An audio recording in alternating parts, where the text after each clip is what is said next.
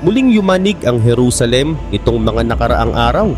Mahigit 50,000 na Hudyo ang sabay-sabay nagtipon sa Western Wall, ang pader na natitirang bahagi ng dating Jewish temple at isa sa pinakabanal na lugar ng mga Hudyo. Hindi ito ordinaryong pagtitipon, hindi ito simpleng ritual. Sa harap ng Temple Mount, ang burol kung saan dating nakatayo ang templo, libu-libong tao ang sabay-sabay sumigaw, humingi ng tawad at nanalangin para sa awa ng Diyos. Parang iisang tinig, iisang puso. Habang papalubog ang araw sa likod ng lumang pader ng banal na lungsod, tumatama ang ginintuang liwanag sa mga batong libu-libong taon na ang tanda. At isa-isang dumarating ang mga tao. Hindi sila turista, hindi sila basta bisita. Mga relihiyosong Hudyo sila. May suot na kipa, maliit na takip sa ulo bilang tanda ng paggalang sa Diyos. May prayer shawl o panalangin na balabal at hawak ang kanilang mga banal na aklat. Galing sila sa iba't ibang bahagi ng Israel at ng mundo. Lahat ay may iisang pakay, makibahagi sa isang panalangin nangyayari lang once a year. Ang tinatawag nila na Selichot prayers, ibig sabihin mga panalangin ng paghingi ng tawad bago magsimula ang pinakamahalagang araw sa Jewish calendar. Pero ngayong taon, iba ito. Sobrang iba. 50,000 na tinig ang sabay-sabay humingi ng kapatawaran. 50,000 na kaluluwa ang sabay-sabay umiyak sa Diyos. Sa wikang Hebreo, paulit-ulit nilang sinigaw, Lord, Lord, merciful and gracious God. Hindi ito tunog ng normal na seremonya. Tunog ito ng desperasyon. Parang alam nilang may paparating. Sa totoo lang, kapag nakita mo ang mga eksenang iyon, tatayo ang balahibo mo. Dahil ramdam mong may mas malalim na nangyayari. Parang may tinutupad na mas matanda pa sa kasaysayan natin. At dito pumapasok ang propesiya. Mahigit 2,500 years ago, may sinabi ang propetang si Zechariah. Sa Zechariah chapter 12 verse 10, ganito ang nakasulat, I will pour out on the house of David and on the inhabitants of Jerusalem a spirit of grace and supplication. And they will look on me, the one they have pierced, and they will mourn for him as one mourns for an only child. Ibig sabihin darating ang panahon na ang Jerusalem mismo ay lalapit sa Diyos na may espiritu ng biyaya at paghingi ng awa. Ngayon pansinin mo ito, habang ang buong mundo ay unti-unting tumatalikod sa Israel, ang Israel naman ay muling tumitingin sa Diyos. Sa parehong linggo, paulit-ulit silang kinokondena ng United Nations, isang international organization ng mga bansa. Mahigit 60 Muslim countries ang nagtipon para pag-usapan ng sanctions laban sa Israel. At sa gitna ng lahat ng ito, 50,000 Hudyo ang sabay-sabay lumuhod at humingi ng awa. Parang instinct, parang alam nila na sa darating na mga pangyayari, Diyos lang ang maaasahan nila. At may isa pang detalye na hindi pwedeng balewalain. Ang mga panalangin ito ay ginawa ilang araw bago ang Rosh Hashanah, ang Jewish New Year, na tumapat noong September 23rd. At kasunod nito ang Yom Kippur, ang araw ng pagtubos, ang pinakasagradong araw sa Jewish calendar kung kailan humihingi ng kapatawaran ang buong bayan. Coincidence ba ito? Kapag usapang biblical prophecy, bihira ang coincidence. At ito pa ang isa pang bagay. Hindi lang matatanda ang nandoon. Hindi lang relihiyoso. May mga kabataan din. May secular. May Ashkenazi at Sephardic. Ang dalawang magkaibang grupo ng mga Hudyo. Parang sa unang pagkakataon sa loob ng maraming dekada, nagkaisa ang buong bansa sa panalangin. At kung nakita mo lang ang mga mukha nila, hindi ito mekanikal na ritual. Hindi ito panlabas lang. May bigat, may urgency, may takot at pag-asa na magkahalo. Parang eksenang nangyari noon sa Nineveh nung mangaral ang propetang si Jonah at buong lungsod ang nagsisi. Noong panahon ng propetang si Jonah, mula sa hari hanggang sa pinakahuling mamamayan, lahat ay nagpakumbaba sa harap ng Diyos. Bakit? Dahil ramdam nila na malapit na ang hatol ng Diyos. Ngayon ito ang tanong, posible kayang ganoon din ang nararamdaman ng mga Hudyo ngayon? Posible kayang may mabigat na pakiramdam sa puso nila na may paparating na malaking pangyayari? At mas mahalaga, posible kayang ibinubuhos na ng Diyos ang spirit of grace and supplication na binanggit ng propetang si Zechariah, ibig sabihin espiritu ng biyaya at paghingi ng awa? Para maintindihan ito, kailangan nating tumingin sa isa sa pinakamatitinding kabanata sa buong Bible. Sa Zechariah chapter 12, napakalinaw ng kabanatang ito pagdating sa mga huling araw. Kaya kung babasahin mo ng tapat, mahirap hindi makita ang koneksyon sa mga balitang nangyayari ngayon. Ganito ang sinabi sa Zechariah chapter 12 verse 2 at 3. Ayon sa propesiya, gagawing parang cup ang Jerusalem, isang tasa na magpapalasing at magugulo sa lahat ng bansang nakapaligid dito. At sa parehong araw, gagawin itong parang isang napakabigat na bato na susubukang buhatin ng lahat ng bansa.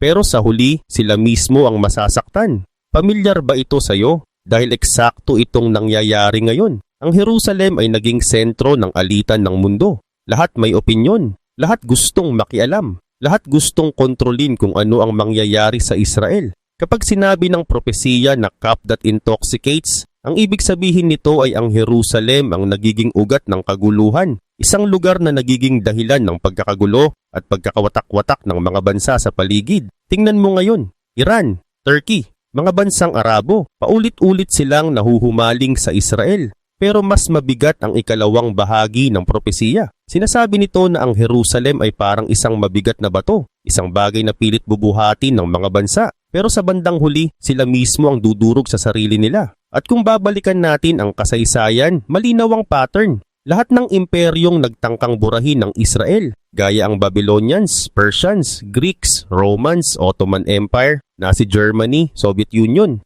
lahat sila ay bumagsak. Parang iisang mabigat na bato ang sinubukan nilang buhatin at lahat sila ay nadurog. Pero ang pinaka nakakakilabot na bahagi ng propesiya ay ito. Sinasabi na hindi lang mga kalapit na bansa, kundi lahat ng bansa sa buong mundo ay magtitipon laban sa Jerusalem. At tingnan mo ang balita ngayon. Sa loob lamang ng isang linggo, mahigit 60 bansa ang nagtipon para pag-usapan ang magkakasamang aksyon laban sa Israel. Ang Europe ay naglalabas ng sanctions na hindi pa nangyari noon. Ang mga international organizations ay unti-unting nagkakaisa laban sa Jewish state. Kung may panahon man sa kasaysayan na parang may dahilan ang mundo para bumangga sa Israel, ito na yun.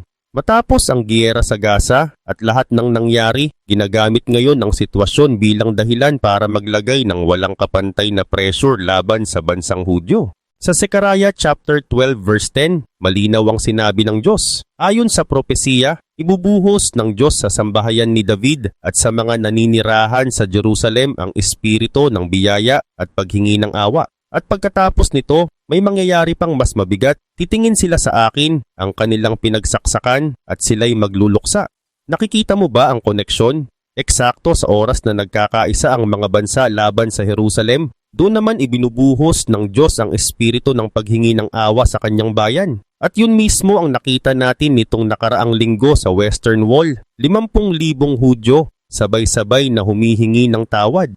50,000 tinig na sumisigaw para sa awa ng Diyos. Hindi ito basta emosyonal na eksena. Ito ay parang literal na katuparan ng sinabi ni Zechariah.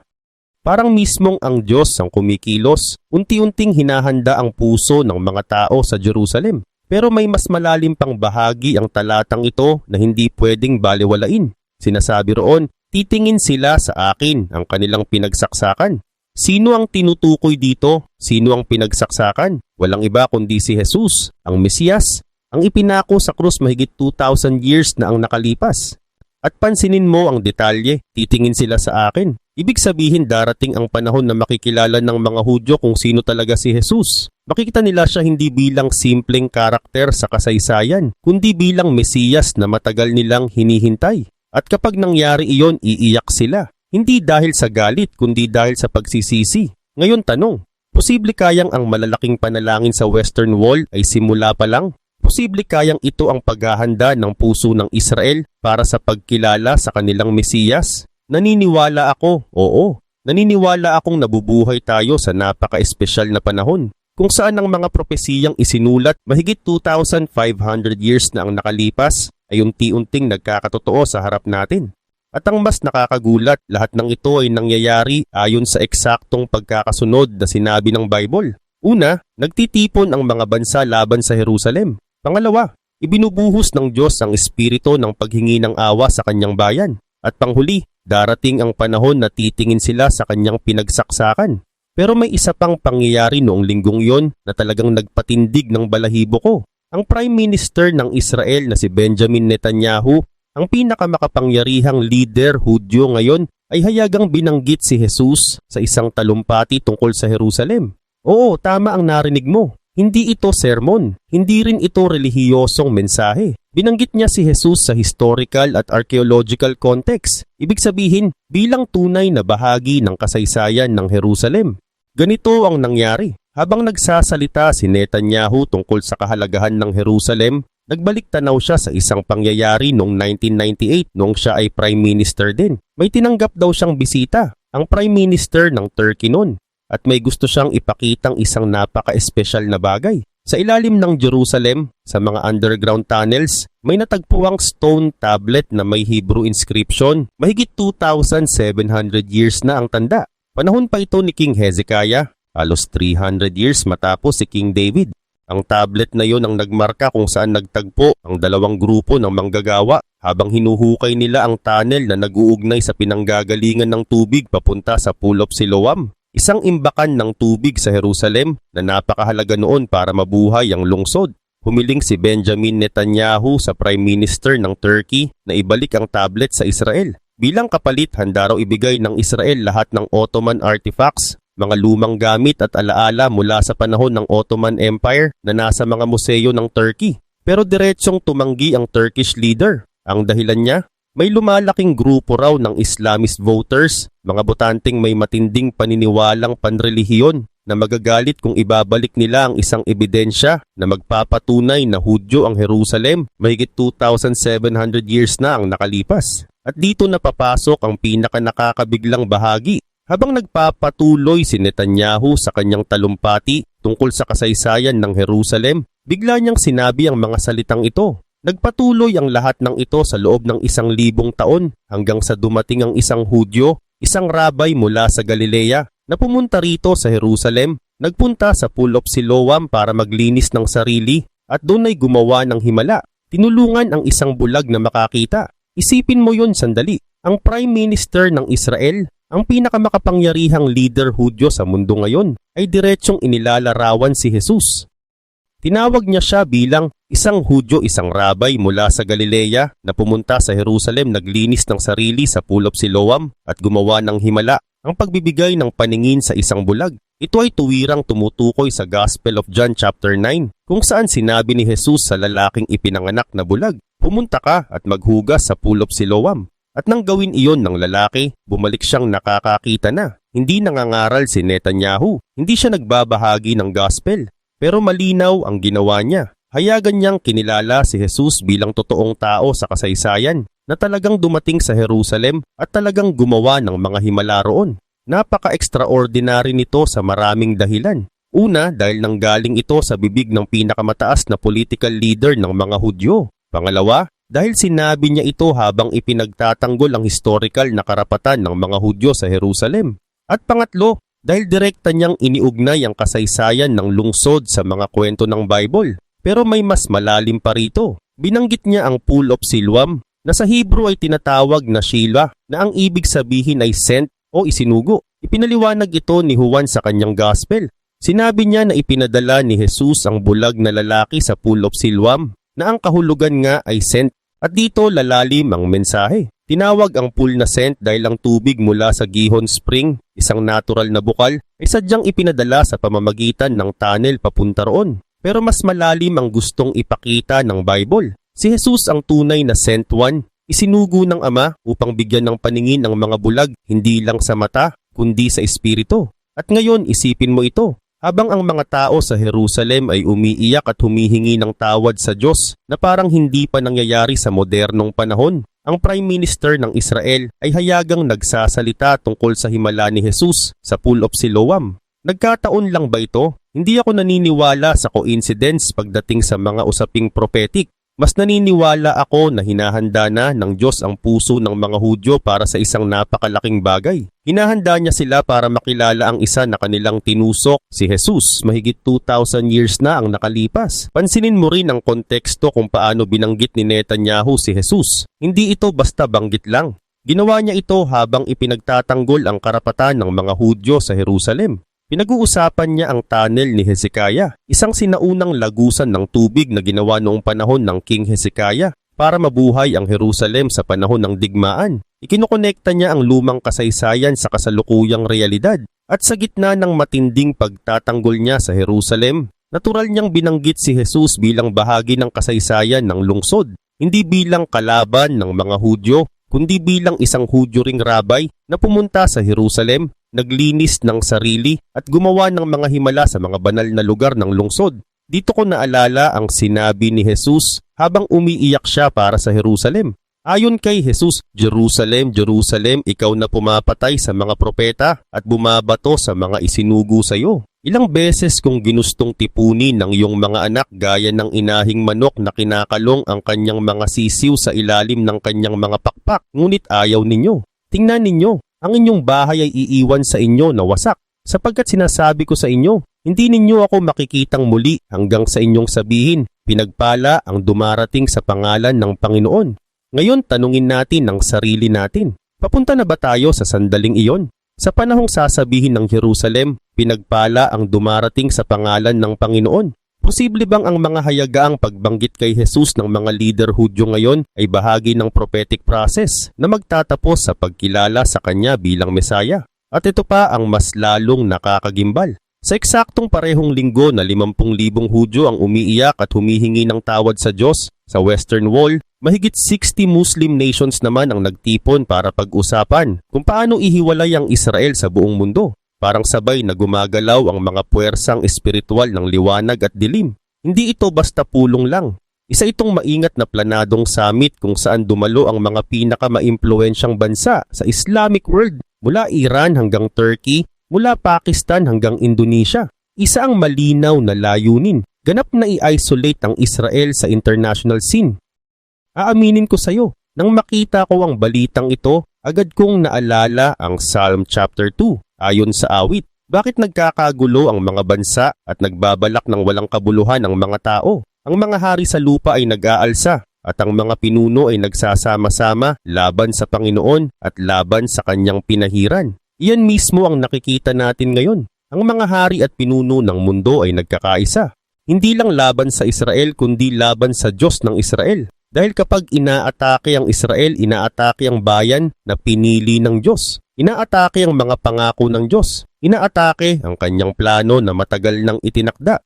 Pero pansinin mo ang kasunod na talata. Sinasabi ron na ang Diyos na nakaupo sa langit ay tumatawa. Hindi siya kinakabahan. Hindi siya nag-aalala kahit 60 bansa ang nagsasama-sama laban sa kanyang bayan. Sa halip, pinagtatawanan niya sila dahil alam na niya ang katapusan ng kwento. Habang nagtitipon ng mga lider ng mundo, pinag-uusapan nila ang economic sanctions. Ibig sabihin, paghihigpit sa kalakalan. Pinaplano ang boycott, diplomatic isolation at pati sabay-sabay na military action. Ibig sabihin, koordinadong pag-atake ng mga hukbo. May ilan pang hayaga ang nagsalita tungkol sa pagbura ng Israel sa mapa at sa tinatawag nilang pagpapalaya ng Palestine mula ilog hanggang dagat.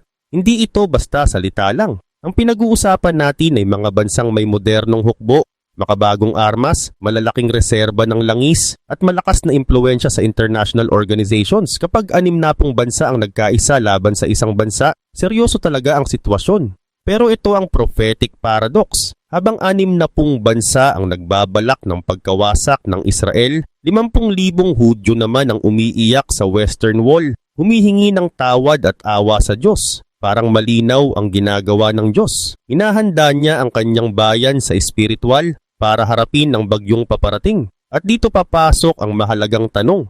Bakit ngayon? Bakit sa eksaktong panahong ito nagkakaisa ang Islamic world laban sa Israel? Sa ibabaw, sasabihin ng iba, giyera sa Gaza, tensyon sa West Bank, matagal na alitan ng Israel at Palestine. Pero naniniwala ako, mas malalim pa rito ang nangyayari. Ang nakikita natin ay isang sinaunang digmaang espiritual, ang laban ng kaharian ng liwanag at kaharian ng kadiliman. Hindi aksidente na ang Iran ang nangunguna sa kampanyang ito laban sa Israel. Sa Ezekiel chapter 38 binanggit ang Persya, yan ang sinaunang pangalan ng Iran, bilang isa sa mga bansang sasalakay sa Israel sa mga huling araw.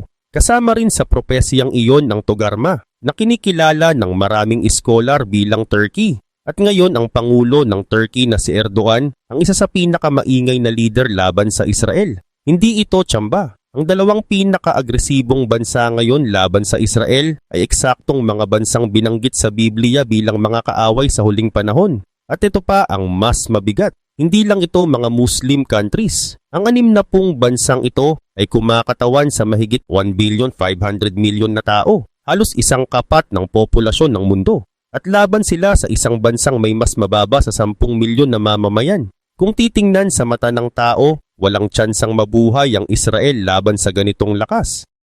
Pero sa mata ng propesiya, may pangako ang Diyos. Sa Zechariah chapter 14 verse 3, sinasabi, ayon kay Zechariah, lalabas ang Panginoon at lalaban sa mga bansang iyon, tulad ng pakikipaglaban niya sa araw ng digmaan.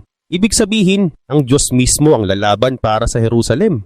At dito ako lalong tinatamaan. Habang ang mga bansa ay naghahanda para sa digmaan, ang Israel naman ay naghahanda sa espiritual. Ang 50,000 Hudyo na umiiyak sa Western Wall ay hindi aksidente. Yan ay banal na paghahanda ng Diyos sa puso ng kanyang bayan. Parang sinasabi ng Diyos sa kanila, maghanda kayo. May darating na pagsubok na hindi pa ninyo naranasan. Pero huwag kayong matakot, ako ay sa inyo. Sa kabila nito, ang prophecy ni Zechariah tungkol din sa Jerusalem ay sobrang lakas kasi gumamit siya ng dalawang malinaw na larawan, cup at heavy stone. Yung cup parang baso na kapag ininom mo, malalasing ka. Ibig sabihin nawawala sa tamang isip, nagiging emosyonal, padalos-dalos, agresibo at gumagawa ng desisyon na hindi na rasyonal. Ganun daw ang epekto ng usaping Jerusalem sa mga bansa.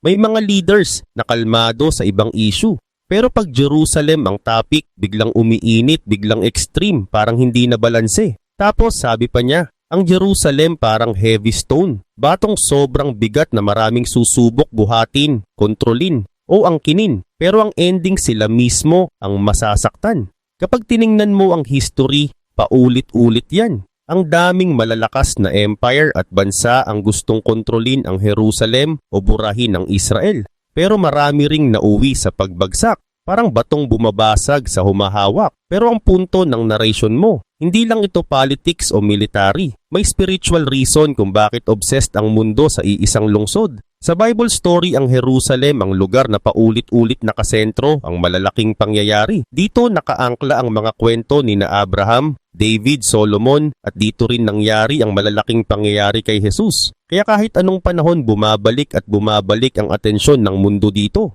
Dito pumapasok yung mystery na part sa script mo. Yung idea na posibleng may koneksyon ng Garden of Eden sa lugar kung nasaan ang Jerusalem ngayon. Hindi ito sinasabing sure na fact, pero ang logic ng narration ay pattern-based. Sa Genesis chapter 2, may river at may tree of life. Tapos sa Revelation chapter 22, bumalik ulit ang image. May river of the water of life at may tree of life. Parang sinasabi ng kwento, ang ending ng plano ng Diyos, babalik sa life, healing at presence niya. Parang circle na nagsara. Tapos may mga prophecies na sa last days. May living water na dadaloy mula sa Jerusalem, lalo na papuntang east. Binanggit sa Ezekiel chapter 47, Joel chapter 3 at Zechariah chapter 14. Ngayon may detail pang nakakagulat. Sa Jerusalem may spring na hanggang ngayon kilala bilang Gihon Spring. Gihon din ang pangalan ng isa sa mga ilog na binanggit sa Genesis tungkol sa Eden. Coincidence lang ba? Hindi natin ibebenta na sure, pero pang narration ang lakas parang may bakas o remnant. At konektado dito ang Pool of Siloam, isang place sa Jerusalem na may water system. Siloam may meaning na sent o ipinadala dahil yung tubig ay dinadala papunta doon. Kaya tumatama yung kwento sa John chapter 9, may lalaking ipinanganak na bulag. Pinapunta ni Jesus sa Pool of Siloam para maghugas at pagkatapos nakakita siya. Sa simpleng paliwanag, sa lugar na ang pangalan ay sent, doon gumaling ang bulag.